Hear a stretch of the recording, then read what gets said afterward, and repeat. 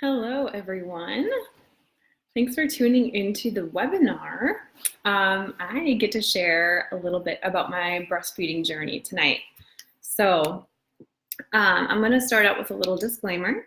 I'm not a lactation consultant. I'm not an IBCLC. I'm not necessarily an expert when it comes to breastfeeding. However, I am very experienced at feeling all of the raw, real, and super rewarding feelings that come along with the struggle of breastfeeding, overcoming those struggles, and finding success. So if that sounds interesting to you, I'm glad you're here.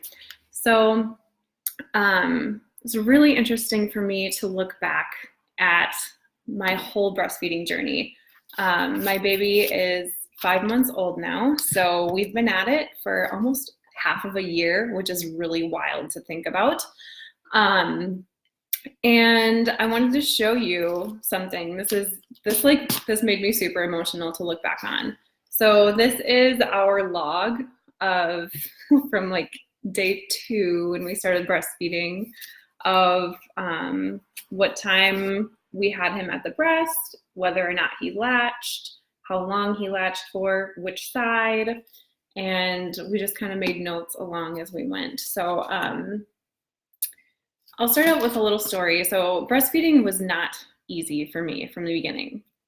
After Raymond is my baby's name, after he was born, I had a little bit of blood loss, and so we had some things that we needed to take care of like right away before I was able to really try to get him to latch. So in that first hour, it's kind of a blur for me, but we didn't necessarily get him latched on right away, unfortunately, like I really wanted to.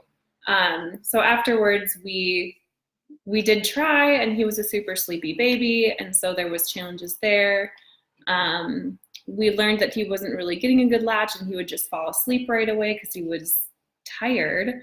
And so about 24 hours after he was born, we learned that we needed to do something. Something needed to happen.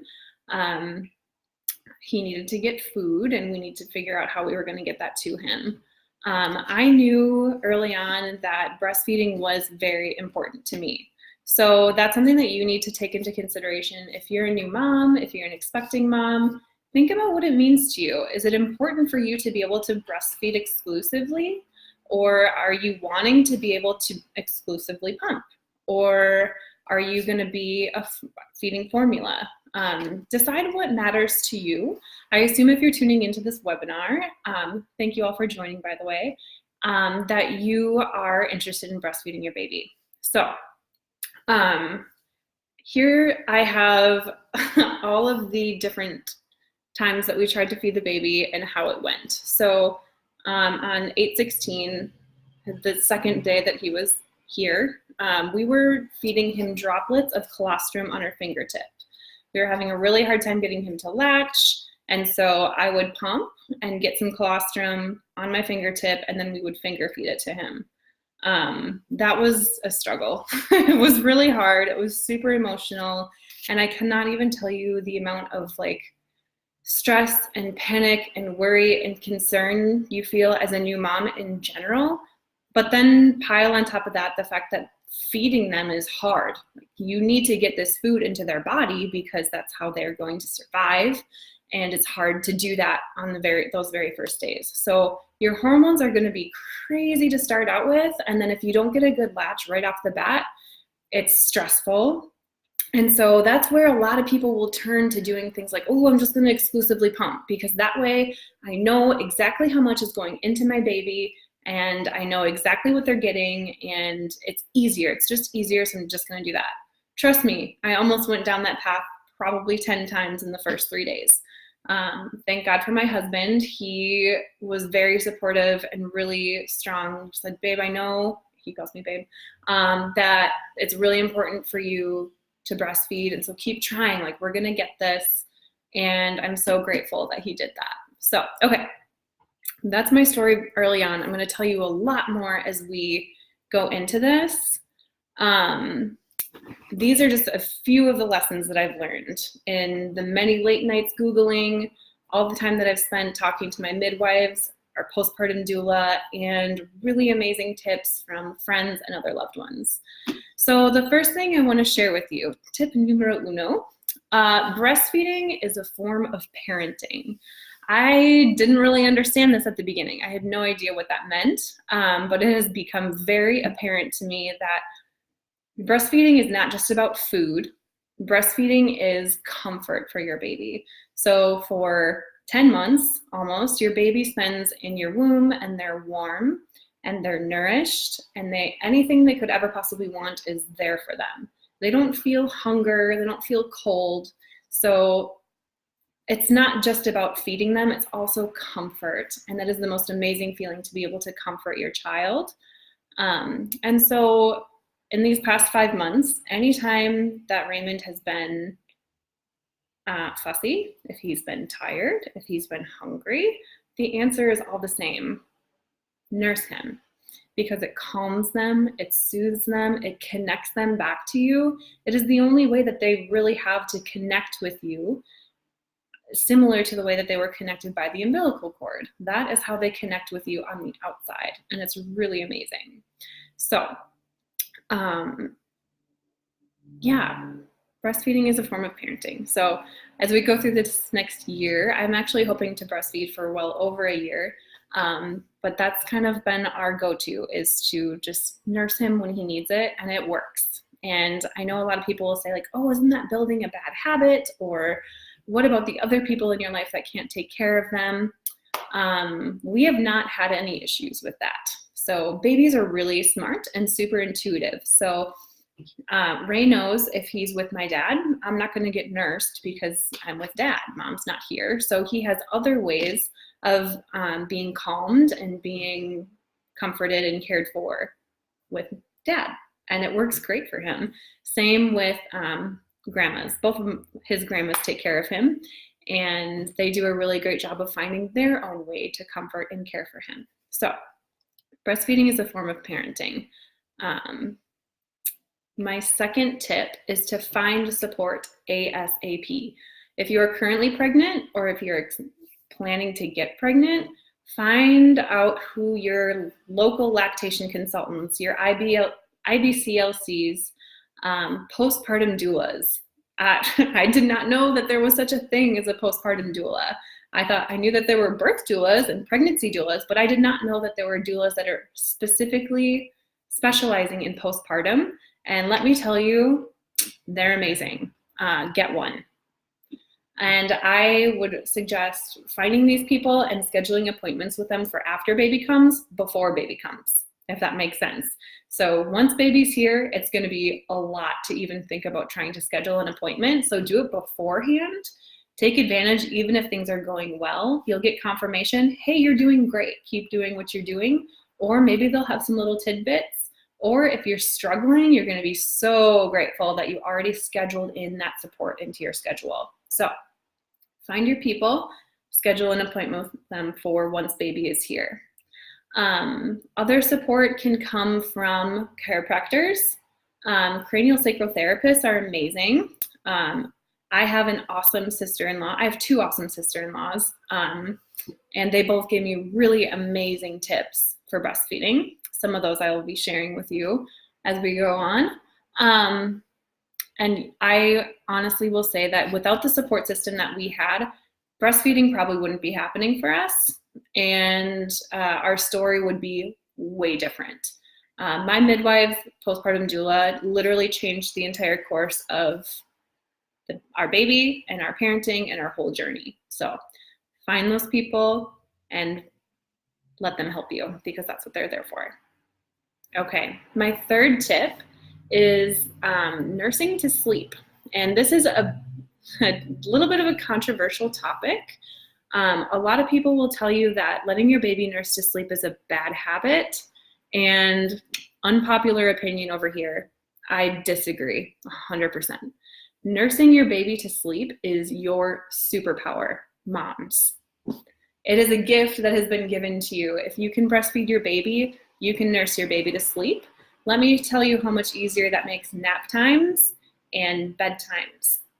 It takes away the stress of trying to force the baby to sleep, whether you're bouncing them or trying to shush them, if you can just nurse your baby to sleep, do it.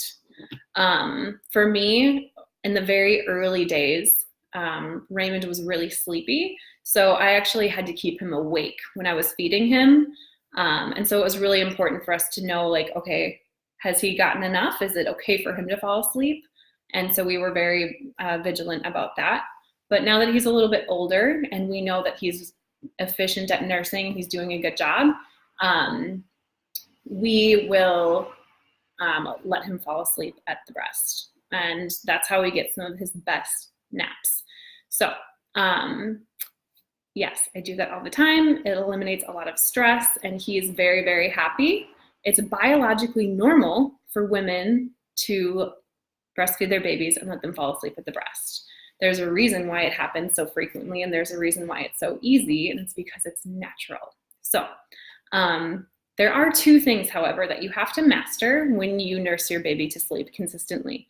The first one is mastering the transition of your baby from your lap to another sleep surface. So if you want to nurse your baby to sleep and then you want to put them down, you got to get good at that. And the second tip I have is to surrender to being trapped with a really cute baby on your lap, because a lot of times that transition from your lap to another sleep surface, it might not go very well, and that can throw kind of a hitch in your plans for the day.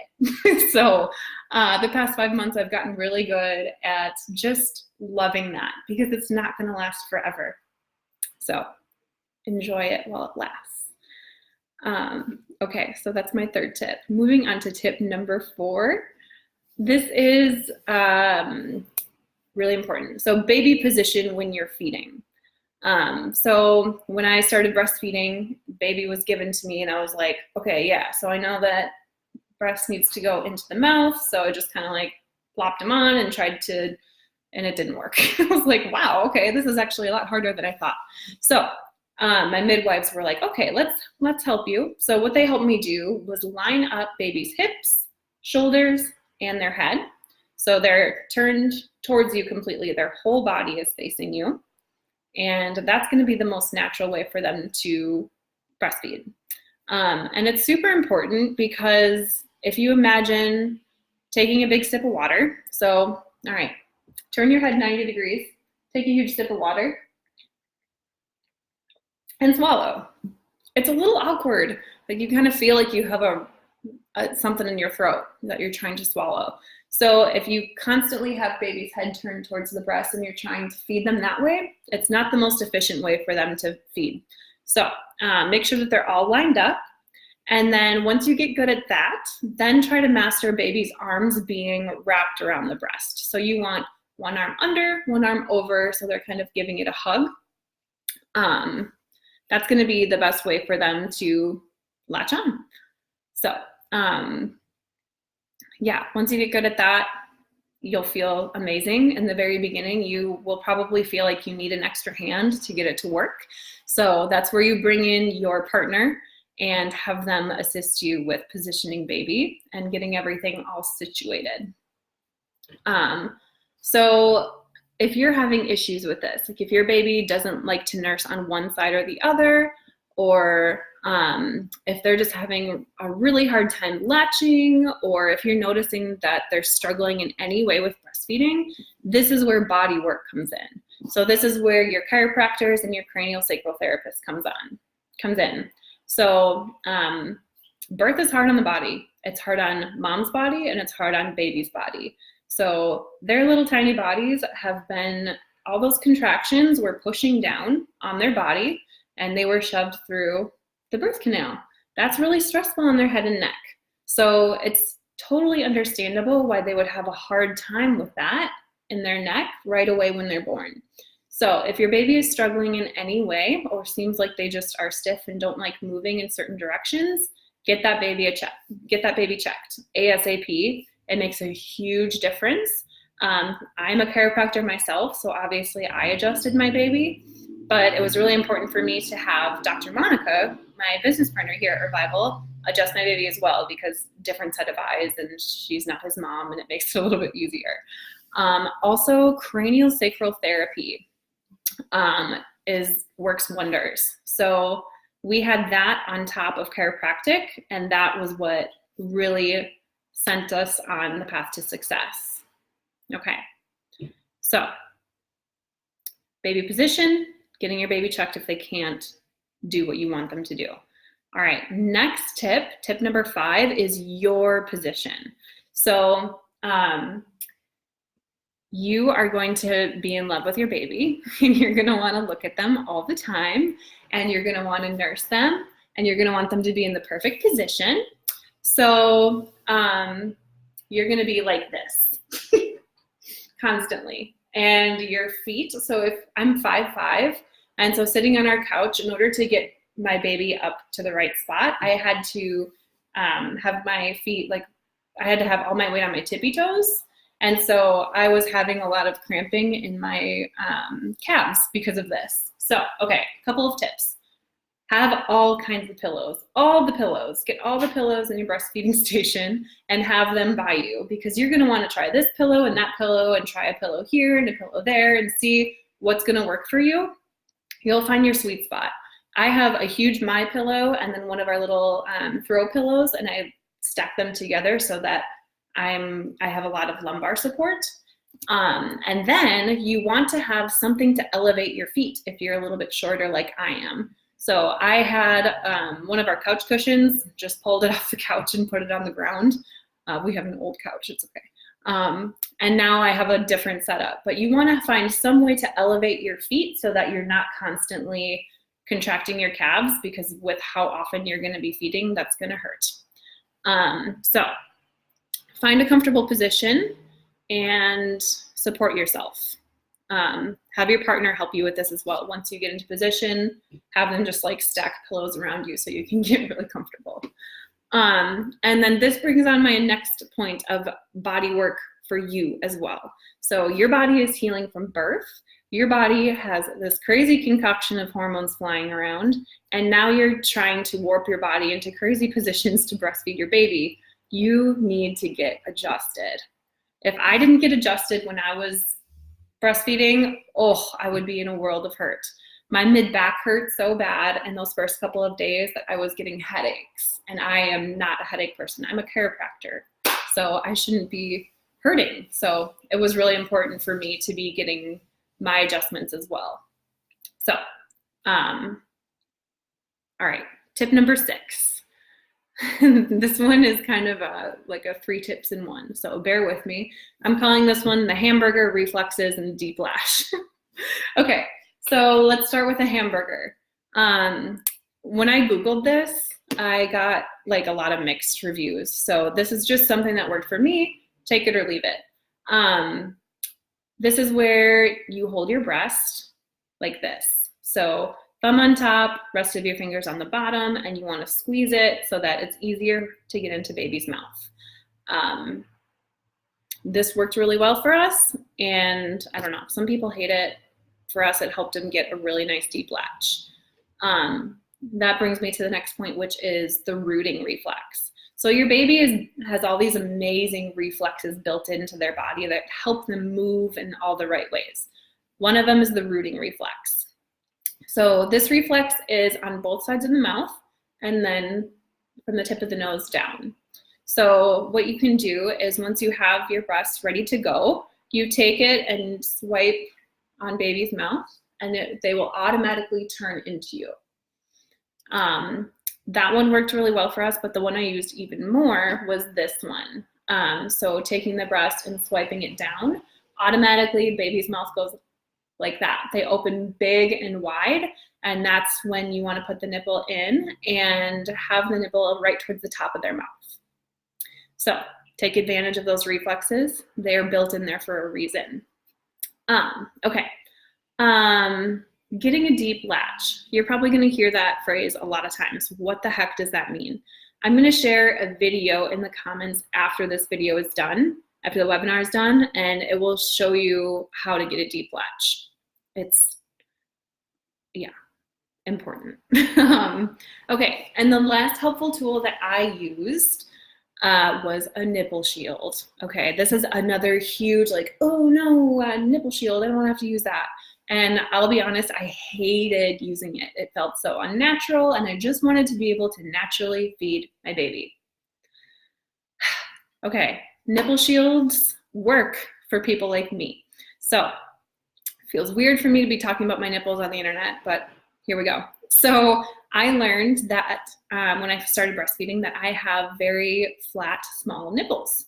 And so the nipple shield is a little silicone rubber piece that it basically latches onto your nipple, and it gives baby a bigger surface for them to feed off of, or not necessarily bigger, but easier for them to latch onto. So I used a nipple shield, and every time I was like, oh, I have to get the nipple shield, and I gotta get it out, and you gotta put it on, and then baby has to latch on. So it takes a little bit more effort and a little bit more time.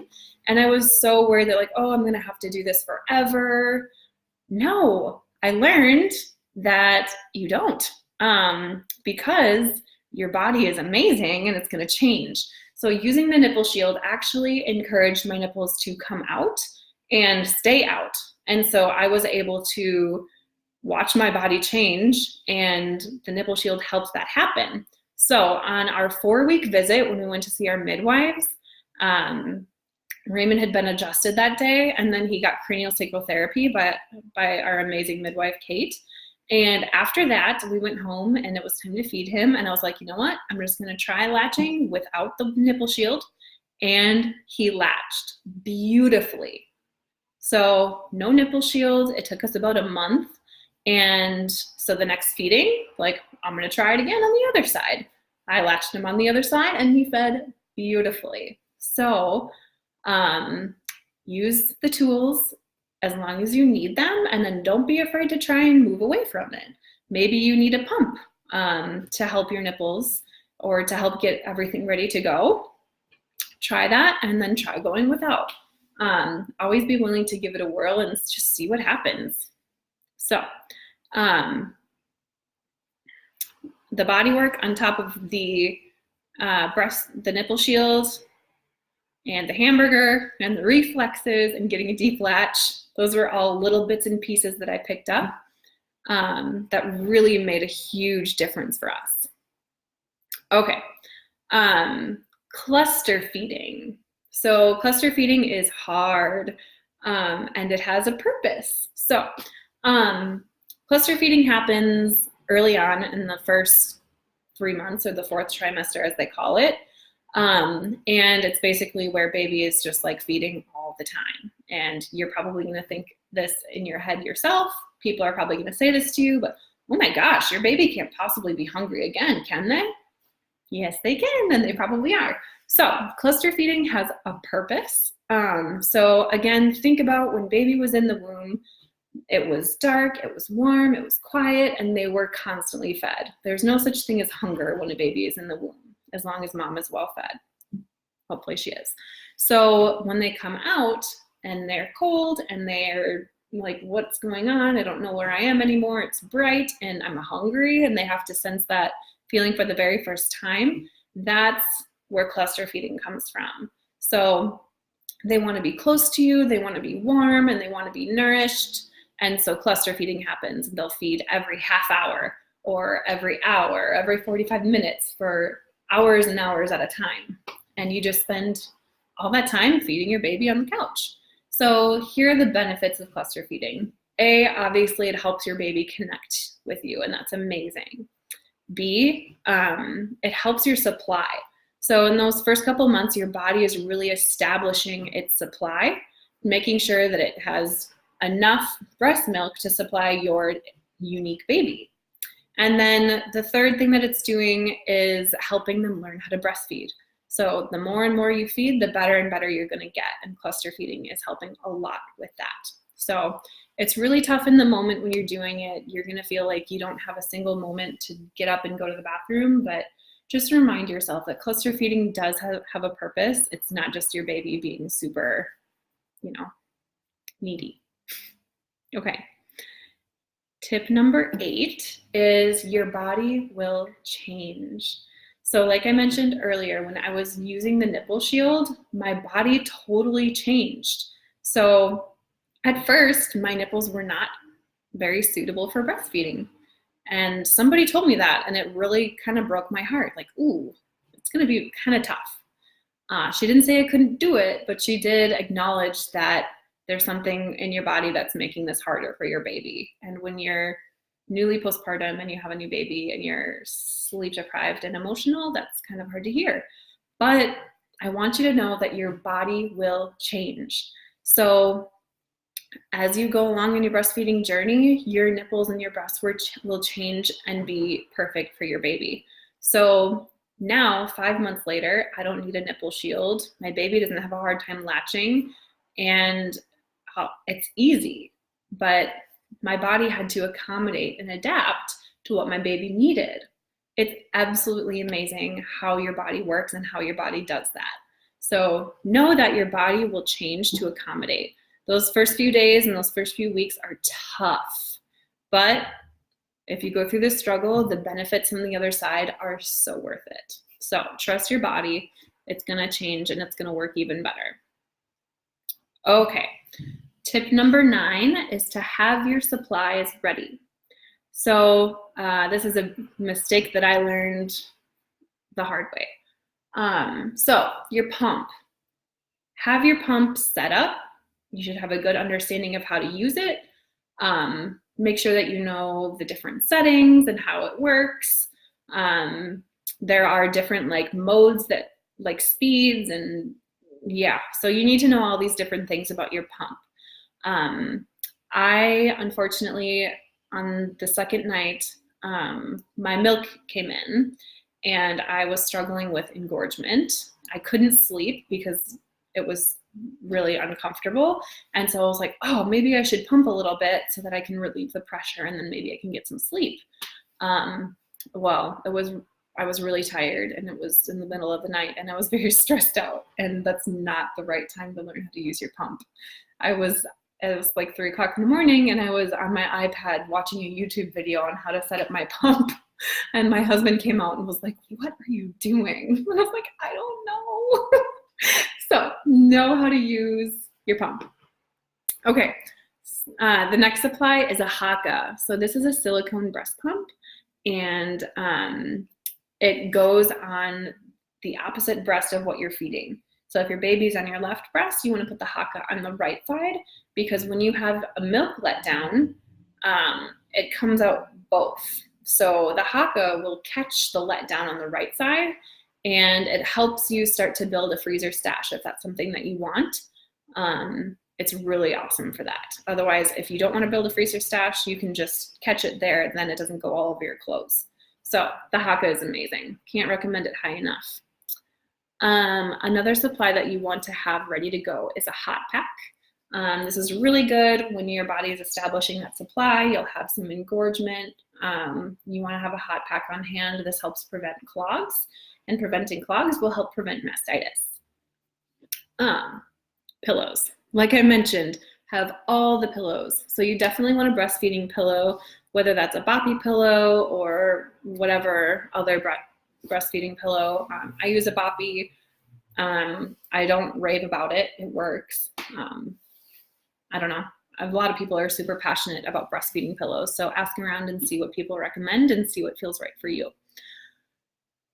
Another thing that I use is sunflower lecithin. This is a supplement that you can get if you're finding that you have clogs, and I think you'll know when you do, it's usually a little bit painful. You can take sunflower lecithin, which is a supplement that helps to emulsify the fat in your breast milk and prevents clogs. So that's another little tip. Okay, last tip, my favorite tip of all. Tip number 10, your body is seriously amazing, and so is your baby's body.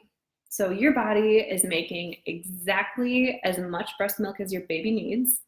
It makes the exact right recipe of what your baby needs to nourish themselves, for you to nourish them. One thing that I learned as I was breastfeeding is that if you come into contact with some sort of sickness or illness, or if your baby does, the saliva that gets on your breast when you're breastfeeding signals your body to make antibodies against that. How cool is that? So then, and it takes about 20 minutes. And the next time you breastfeed, those antibodies are in the breast milk and they're ready to help your baby, because your baby's immune system is your immune system for as long as you're breastfeeding. So your body is really, truly incredible in its ability to nourish your baby and its ability to change to what your baby needs. And your baby is so incredible to be able to figure out how to breastfeed in those first couple of hours that they're alive and to continue to evolve and change. So appreciate your body for what it's done and what it's going to do, and find some really good support around that. So I'll be posting a blog with all of these tips in it. And in there, I'm going to include some of my favorite resources that you can connect to. So a lot of really positive breastfeeding resources. I would encourage you, if you have Instagram and Facebook, fill your newsfeed with all of the positive breastfeeding resources and positive baby resources that you can just scroll through and read, because it's so amazing to just scroll through your Instagram feed and see something that really resonates with you and that really supports you in your mission. So I'll be posting that. If you have any questions for me, please feel free to shoot them my way. I am an open book for you guys. If you need a resource or a chiropractor in your area, if you need a cranial psychotherapist, whatever you need, I would love to help you. And any other individual questions, please send them my way. If you're a mom that has breastfed and you would like to leave some encouragement in the comments, I would love for you to do that so that other moms scrolling on their feeds can see some positive encouragement from you. All right, you guys, thank you so much for tuning in. I know this was kind of long, but super important stuff. So I'm Dr. Anna, and I'm signing out. I hope you all have a wonderful night.